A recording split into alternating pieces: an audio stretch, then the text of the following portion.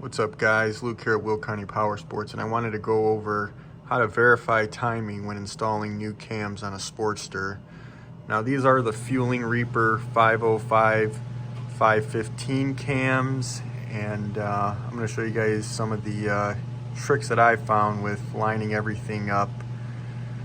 Before you even do this job, you need to verify that the cams are going to not interfere with any of the parts inside of the cam chest here, which these are a drop-in cam, so you shouldn't have any issues, but you definitely want to read the instructions and go over all of the tech tips that they provide and things to check for.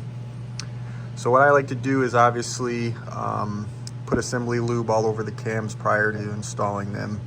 I like to start with the number 4 cam here, install that one first, and then install the number 3 cam, and then go over to the number 1 cam and install it, and then install the number 2 cam last. And what you want to do as far as the number 4 cam here, you want to kind of put it in this angle that I'm pointing here first, and you can see there's a dot there. There's a dot on this little flange right here also. So just putting that in line like so, and then taking the number 3 cam and then just lining up those 2 dots, which there's also a dot on the flange right there. And then once you have those 2 in, you can come over to the number 1 cam and then put that in like the 2 o'clock position, which you can see there's only a dot on the flange right there because the gear, the second cam gear is in the back there, so you can't really see the dot on that one. I don't think there is a dot on the back side, but once you get these 3 in kind of at that angle, that's when you can go ahead and put your number 2 cam in. What's extremely important when you go and set this cam in is on the pinion shaft here, there is the pinion gear. There's a line on there. Try to focus here a little better. That line is extremely important. See it right there?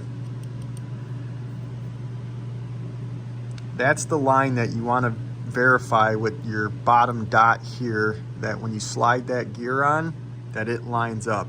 That's an absolute must. There's no, it was kind of close, I think it's close. It has to line up perfectly.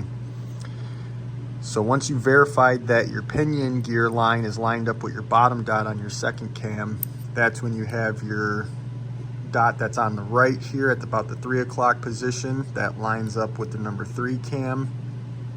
And then you have the dot on the left hand side here that lines up with your number 1 cam.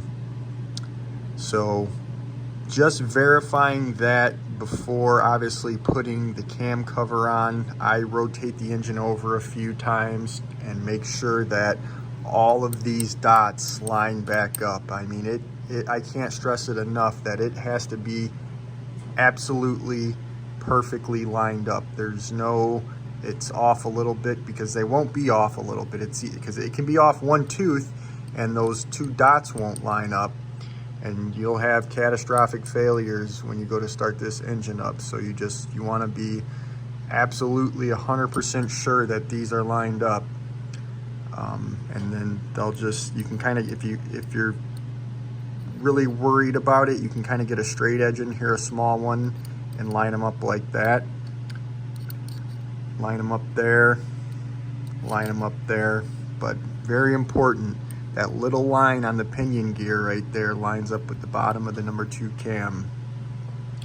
Couple of other things that I recommend while already being in here, especially if you're building a bike that has a big bore kit on it, upgrading the cams, you're going to be high in the RPMs, is getting the bronze gear, oil pump gear.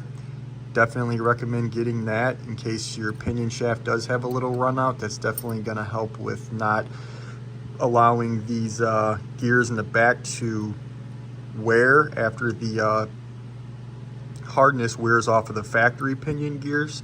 That's when these 2 gears from the oil pump and the pinion gear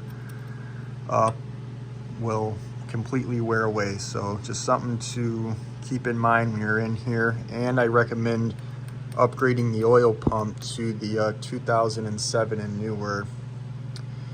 It was a far superior design with the flow inside of the pump as far as the supply line and the return line. The gyros, they're bigger and upgraded. So 2007 oil pump, the bronze gear, and another really important thing is I believe the manual calls for this nut to be torqued at 45 foot-pounds. If you are doing the bronze gear upgrade, a lot of red Loctite, and torque that to 75 foot-pounds. Extremely important to do. But yeah, just wanted to go over that, and if you guys have any questions or comments, let me know. I try my best to get back to all of them. Thanks.